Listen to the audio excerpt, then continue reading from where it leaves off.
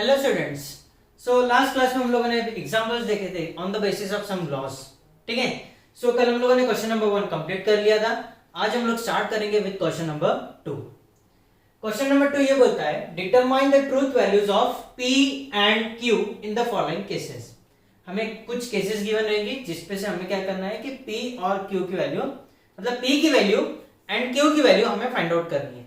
P and Q नहीं, P की value Q की वैल्यू दोनों सेपरेटली फाइंड आउट करनी है। ठीक है। सो हमारा आज का पहला क्वेश्चन है P और Q is true, P and Q is true. ठीक है। यहां पे हमें वैल्यू ट्रू किसकी गिवन है? P और Q। साथ में हमें P एंड Q की वैल्यू ट्रू गिवन है। सो इसे थोड़ा सोचो हम लोग कैसे सॉल्व कर सकते हैं। इसके लिए हमें बनाना पड़ेगा ट्रूथ टेबल। ठीक है। ट्रूथ टेबल में सबसे पहले पहला कॉलम रहेगा P का, दूसरा कॉलम रहेगा Q का, फिर तीसरा कॉलम रहेगा P और Q का, चौथा कॉलम रहेगा P एंड Q का। ठीक है। अब ट्रूथ टेबल बन गया तो ट्रूथ टेबल हमें सॉल्व करना तो बहुत अच्छे से आता है ना। तो सबसे पहले P की वैल्यूज क्या रहेगी? True, true, false, false. Q की वैल्यू क्या रहेगी? True, false, true, false. अब ठीक है, हमें बोला गया है वैल्यू निकालना है P और Q। और का कंडीशन ये होता है कि जब P का वैल्यू एंड Q का वैल्यू फॉल्स होगा तभी जाके यहाँ पे वैल्यू फॉल्स आएगा। ऐसा सर्च करो कहां पे है, ये दोनों है ना, लास्ट में दोनों का वैल्यू फॉल्स है इसलिए फॉल्स आएगा। बाकी हर जगह पे ट्रू है तो मतलब वैल्यूज आएंगी true. Is it clear? Okay. Last column में हमें बोला है P एंड Q। एंड का कंडीशन ये होता है जब P का वैल्यू ट्रू है, Q का वैल्यू ट्रू है, तभी जाके वैल्यू बनेगा ट्रू। जब दोनों ट्रू रहेंगे तभी ट्रू बनेगा, है ना। दोनों ट्रू कहां पे? पहले केस में। बाकी यहां पे दोनों ट्रू है क्या? नहीं। यहां पे नहीं, यहां पे नहीं, है ना। तो बचे हुई जगह पे क्या आएगा? फॉल्स आएगा। समझ में आ गया? ओके। अब हमें क्या बोला गया है? P और Q की वैल्यू ट्रू है। यहां पे ट्रू कहां पे? 1 2 3। ठीक है। यहां पे क्या बोला है? P एंड Q की वैल्यू ट्रू है। तो यहां पे देखो P एंड Q की वैल्यू ट्रू कहां पे? पहले नंबर पे। मतलब ये दो काम की क्या? नहीं, है ना। सो हमारे लिए ये चीज काम की है। तो इसमें से हमारी P एंड Q की वैल्यूज क्या है? ट्रू, है ना। सिंस P और Q and P and Q both are true, from the table the truth values of both P and Q are true. P की वैल्यू भी ट्रू है, false की वैल्यू भी ट्रू है। सिंपल है कि नहीं है ना। तो हम लोग सॉल्व करते हैं हमारा नेक्स्ट क्वेश्चन। P और Q is true, P और Q implies Q is false, है ना। ये एक पार्ट है और ये एक पार्ट है। ठीक है। तो अगेन हम लोग क्या बनाएंगे? Truth table. ट्रूथ टेबल में पहला कॉलम होगा P का, दूसरा कॉलम होगा Q का, तीसरा कॉलम होगा P और Q का, एंड चौथे कॉलम में रहेगा P और Q इंप्लाइज Q। ठीक है। P की वैल्यूज क्या क्या आएगी बताओ? True, true, false, false. Q की वैल्यू क्या आएगी? True, false, true, false. ठीक है। अब क्या बोला है? P और Q। और की कंडीशन क्या है? जब P का वैल्यू एंड Q का वैल्यू, है ना, दोनों भी जब फॉल्स रहेंगे तभी वैल्यू फॉल्स आएंगी। अदरवाइज क्या आने वाली है? ट्रू आने वाली। अब देखो जरा दोनों जगह फॉल्स कहां पे? यहां पे क्या? नहीं, यहां पे नहीं, यहां पे नहीं, यहां पे है ना। एंड में दोनों की वैल्यू फॉल्स है तो यहां पे आएगी वैल्यू फॉल्स। अदरवाइज क्या आएगी? हर जगह पे ट्रू आएगी। समझ गए? अब क्या बोला है? P और Q implies Q। P और Q implies Q। That means P और Q की वैल्यू होनी चाहिए ट्रू एंड Q की वैल्यू होनी चाहिए फॉल्स, तभी जाके फॉल्स आएगा। अदरवाइज क्या आने वाला है? ट्रू आने वाला है। तो यहां पे ट्रू कहां पे? 3 जगह पे। लेकिन फॉल्स कहां पे? यहां पे, है ना। ये ट्रू ये फॉल्स, तभी जाके वैल्यू फॉल्स आएंगी। बाकी कहीं पे क्या? नहीं। तो बाकी हर जगह पे वैल्यू क्या आने वाली है? ट्रू आने वाली है। यहां तक क्लियर है ना। अब क्या बोला है? P और Q की वैल्यू ट्रू है तो कहां कहां ट्रू आ सकती है, 1 2 3, है ना। हमें क्या बोला है, P और Q इंप्लाइज Q की वैल्यू है F। तो देखो F कहां पे, यहां पे, तो हमारी P और Q की वैल्यूज क्या होगी, true false. P is equal to true and Q is equal to false, है ना। कितना सिंपल था। Since the truth values of P and Q is true and P or Q implies Q is false, from the truth table the truth values of P and Q are T and F respectively। मतलब P का value true है, Q का value false है। समझ में आ गया। Okay, next example, P and Q is false, P and Q implies Q is true. ठीक है, तो फिर से हम लोग क्या करेंगे, ट्रूथ टेबल बनाएंगे। ट्रूथ टेबल में पहला कॉलम क्या रहेगा, P का रहेगा, दूसरा कॉलम किसका रहेगा, Q का रहेगा, फिर उसके बाद में तीसरा कॉलम क्या रहेगा, P and Q, चौथा कॉलम क्या रहेगा, P and Q implies Q। ठीक है, P की वैल्यूज क्या होती है, ट्रू ट्रू फॉल्स फॉल्स, बरोबर है। Q की वैल्यू क्या होती है, ट्रू फॉल्स ट्रू फॉल्स, है ना। अब यहां पे क्या निकालना है हमें, P एंड Q। एंड का कंडीशन ये होता है जब P की वैल्यू ट्रू है, Q की वैल्यू ट्रू है, तभी जाके वैल्यू ट्रू रहेगी, अदरवाइज क्या रहेगी, फॉल्स रहेगी। तो यहाँ पे ट्रू कहां पे है, पहले केस में दोनों भी ट्रू है इसलिए ट्रू आई, बाद में यहाँ पे फॉल्स आ गया, नहीं आएगा, फॉल्स फॉल्स, मतलब रिमेनिंग सारे जगह पे वैल्यू फॉल्स आएंगी। समझ में आ गया। अब क्या बोला है, P and Q implies Q, मतलब ये कॉलम में एंट्री होनी चाहिए ट्रू की, Q कॉलम में एंट्री होनी चाहिए फॉल्स की, तभी जाके फॉल्स आएगा। तो देखो ये क्या है, ट्रू, लेकिन ये ट्रू है, बाकी कहीं पे नहीं, तो हर जगह पे वैल्यू क्या आएंगी, ट्रू आएंगी। क्लियर। ओके, अब हमें क्या बोला गया है, P एंड Q की वैल्यू फॉल्स है, मतलब 1 2 3, P and Q implies Q की वैल्यू ट्रू है, वो तो चारों भी जगह पे है ना, वो तो चारों भी जगह पे। तो मुझे एक बात बताओ कि फिर P एंड Q की वैल्यूज क्या रहेंगी। Since the truth values of P and Q is false and P and Q implies Q is true, from the truth table the values of P and Q are either true or false। ठीक है, या फिर both, कुछ भी हो सकता है। समझ में आ गया, है ना। एक तो वैल्यू क्या रहेंगी इसकी, P की ट्रू रहेंगी, है ना, एंड Q की वैल्यू फॉल्स रहेंगी, या फिर P की वैल्यू फॉल्स रहेंगी, Q की वैल्यू ट्रू रहेंगी, या फिर P एंड Q दोनों की वैल्यू फॉल्स रहेंगी। समझ में आ गया, कुछ भी वैल्यूज हो सकते हैं। ठीक है, सो ये सेंटेंस बहुत इंपॉर्टेंट है, ये हमें याद रखना पड़ेगा। अगर इस तरीके के केसेस आते हैं तो हमें स्टेटमेंट क्या लिखना है ना। Since the truth values of P and Q is false and P and Q implies Q is true, from truth table the truth values of P and Q are either true and false। True भी हो सकती है या false भी हो सकती है ना, या फिर दोनों भी फॉल्स हो सकते हैं। देखो यहाँ पे दोनों फॉल्स है, तो इसीलिए दोनों फॉल्स भी हो सकते हैं। समझ में आ गया। Okay, rewrite the following sentence without using conditional form. Conditional बोले तो P implies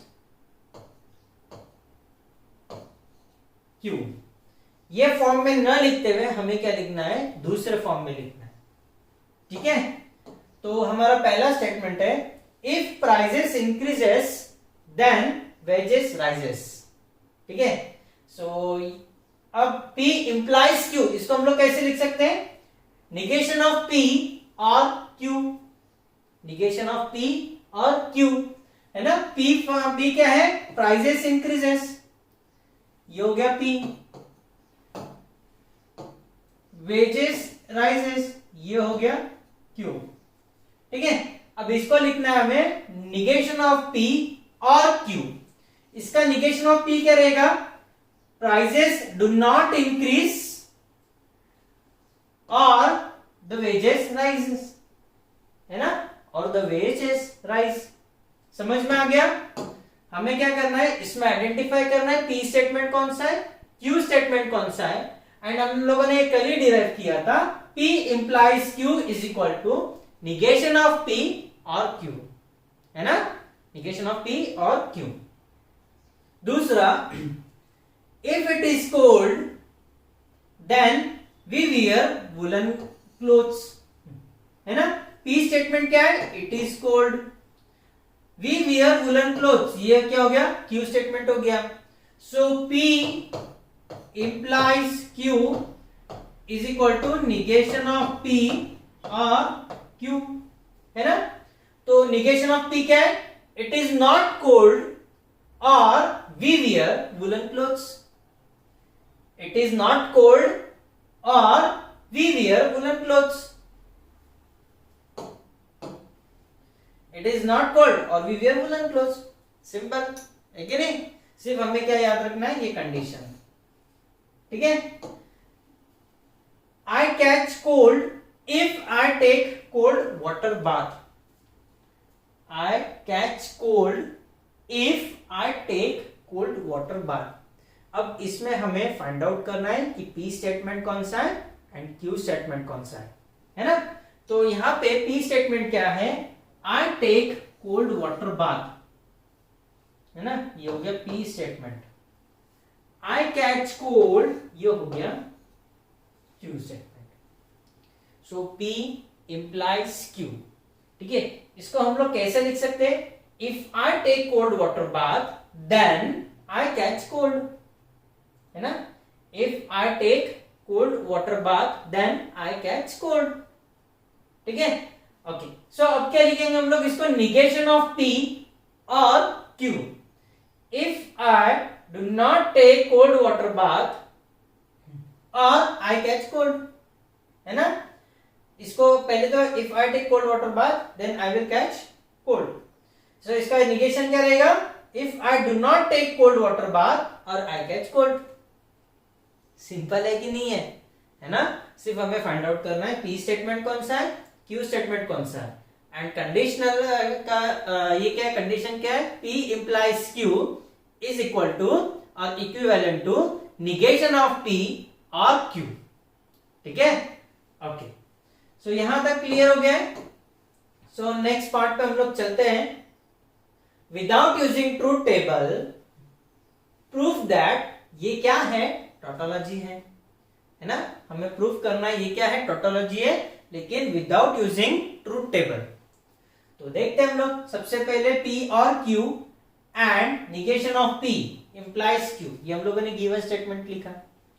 अब यहां पे हम लोग क्या लगाएंगे, डिस्ट्रीब्यूटिव लॉ लगाएंगे।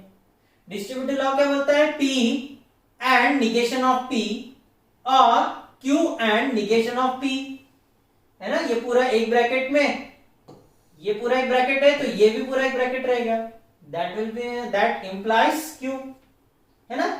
अब यहां पे P एंड नॉट P है ना, तो इसका वैल्यू क्या आएगा, फॉल्स आएगा। कहां से, कॉम्प्लीमेंट लॉ से। P एंड नॉट P, है ना, P एंड नॉट P, इसका वैल्यू है फॉल्स है। कहां से आ रहा है, कॉम्प्लीमेंट लॉ से आ रहा है ना। तो यहां पे हम लोग क्या करेंगे, अगेन इसको सॉल्व करेंगे। तो इसका वैल्यू, और में कंडीशन होता है कि F और Q and not P by identity law, ये क्या बन जाएगा, सिर्फ इतना ब्रैकेट, है ना, क्योंकि इसका वैल्यू किस पे डिपेंड करेगा, ये ब्रैकेट पे। F और Q एंड नॉट P, इसका वैल्यू डिपेंड करेगा सिर्फ ये ब्रैकेट पे, तो ये ब्रैकेट इंप्लाइज Q, है ना। ओके, अब हम लोग क्या करेंगे, ये इंप्लीकेशन हो गया, P इंप्लाइज Q, इसको हम लोग कैसे लिखते हैं, निगेशन ऑफ P और Q, है ना। तो इस तरीके से लिखेंगे, निगेशन ऑफ फर्स्ट ब्रैकेट और Q, है ना, निगेशन ऑफ दिस ब्रैकेट और Q। अब यहां पे क्या करेंगे, negation of conjunction, negation of conjunction Q and not P, इसका ये क्या रहेगा, निगेशन, निगेशन ऑफ Q और निगेशन ऑफ P, है ना, ये हो गया एक ब्रैकेट और Q, समझ में आ गया, ठीक है, ये हो गया निगेशन ऑफ कंजंक्शन। ये क्या हो गया, negation of negation, negation of Q और P, निगेशन ऑफ Q और P और Q, क्लियर, ओके, यहां तक हम लोग पहुंच गए थे। अब क्या करेंगे, यहां पे लगाएंगे कॉम्यूटेटिव लॉ, ये जाएगा यहां पे, ये जाएगा यहां पे, है ना, तो P और नॉट Q और Q, P और नॉट Q और Q, यहां पे हम लोग और एक लॉ लगाएंगे, एसोसिएटिव लॉ। एसोसिएटिव लॉ में क्या करेंगे, ये ब्रैकेट यहां का यहां पे शिफ्ट कर देंगे, है ना, सो P और निगेशन ऑफ Q और Q, क्लियर, ओके, यहां पे अगेन हम लोग लगाएंगे complement law, negation of Q और Q बोले तो T, ट्रू, है ना, ओके, अब ये जो है इसका वैल्यू क्या आएगा, टू, ट्रू, कहां से, आइडेंटिटी लॉ से, समझ में आ गया। सो इस तरीके से हम लोगों ने प्रूव कर दिया, एक बार फिर से देखते हैं, हाँ यहां पे था, ठीक है, ये हमारा गिवन क्वेश्चन है, यहां पे हम लोग क्या लगाएंगे, डिस्ट्रीब्यूटिव लॉ लगाएंगे, डिस्ट्रीब्यूटिव लॉ से हम लोग कर देंगे, ठीक है। अब P एंड नॉट P, तो ये बन गया फॉल्स, कहां से, कॉम्प्लीमेंट लॉ से, ठीक है। तो अब इसका वैल्यू डिपेंड करेगा किस पे, सिर्फ ये ब्रैकेट पे, है ना, तो Q and not P implies Q, ये F चले जाएगा, कहां से, आइडेंटिटी लॉ से, है ना। अब यहां पे P इंप्लाइज Q, इसको हम लोग लिख सकते हैं नॉट P और Q, है ना, सो ये रूल से हम लोग क्या करेंगे, इसको एक्सपांड करेंगे, तो ये करेंगे negation of P and Q और Q, ठीक है, कंडीशनल लॉ हो गया। अब यहां पे हम लोग लगाएंगे, देखो यहां पे क्या है, एंड है, तो यहां पे हम लोग लगाएंगे negation of conjunction, negation of conjunction, तो क्या रहेगा, नॉट Q और निगेशन ऑफ P, है ना, ये हो गया। तो अब ये यहां पे निगेशन ऑफ निगेशन बोले तो P, तो ये वैल्यू आ गया, इज इट क्लियर, ओके, ये वैल्यू हम लोग नेक्स्ट स्लाइड पे कंटिन्यू करेंगे यहां पे। अब यहां पे हम लोग लगाएंगे कॉम्यूटेटिव लॉ, दोनों का पोजीशन इंटरचेंज कर देंगे, फिर यहां पे लगाएंगे हम लोग एसोसिएटिव लॉ, ब्रैकेट इधर उधर करेंगे, और ये हमें पता है निगेशन ऑफ Q और Q, इसका वैल्यू क्या होता है, ट्रू होता है, कहां से, कॉम्प्लीमेंट लॉ से, है ना, which is equal to true, identity law से, समझ में आ गया, ओके। सो ये वाला क्वेश्चन यहां पे क्लियर होता है। सो हम लोगों ने प्रूफ कर दिया कि ये क्या है, टोटोलॉजी है, ठीक है, okay. So next question, consider the following statements, if a person is social then he is happy, पहला स्टेटमेंट हो गया। दूसरा, if a person is not social then he is not happy. तीसरा, if a person is unhappy then he is not social. If a person is happy then he is social. If a person is happy then he is social. ये चार statement हमें given है, ठीक है। Identify the pairs of statement having same meaning. ये चार statement है, हमें फाइंड आउट करना है कि इनमें से कौन से जो स्टेटमेंट्स है उनका सेम मीनिंग है। दो स्टेटमेंट का सेम मीनिंग रहेगा, दूसरे दो का सेम मीनिंग रहेगा, तो ऐसे कौन सा पेयर है ये हमें यहाँ पे फाइंड आउट करना है, ठीक है। तो सबसे पहले हम लोग क्या करेंगे, इसको P स्टेटमेंट रहेगा a person is social, and Q statement रहेगा a person is happy. A person is social and a person is happy. ये हमारे दो स्टेटमेंट बन गए P एंड Q। अब हम लोग क्या करेंगे, इसको सिंबॉलिक फॉर्म में लिखेंगे। Then the given statement in the symbolic form are, पहला क्या रहेगा, if a person is social then he is happy. तो ये क्या रहेगा, P implies Q। ये क्या रहेगा, a person is not social, negation of P implies negation of Q, है ना। If a person is unhappy, मतलब Q स्टेटमेंट इज अनहैप्पी, मतलब negation of Q implies negation of P। and the last one is a person is happy, मतलब Q implies he is social, मतलब P, Q implies P। ये हमारे चार statement बन गए। Statement inverse, converse, contrapositive, ऐसे चार स्टेटमेंट्स है। ठीक है, सीक्वेंस वन ही है लेकिन वो चार है। ठीक है, सो हमें फाइंड आउट करना है कि इनमें से कौन से दो का मीनिंग सेम है और कौन से दो अलग इसका सेम है। ठीक है, तो ये हम लोग फाइंड आउट करेंगे यूजिंग ट्रूथ टेबल।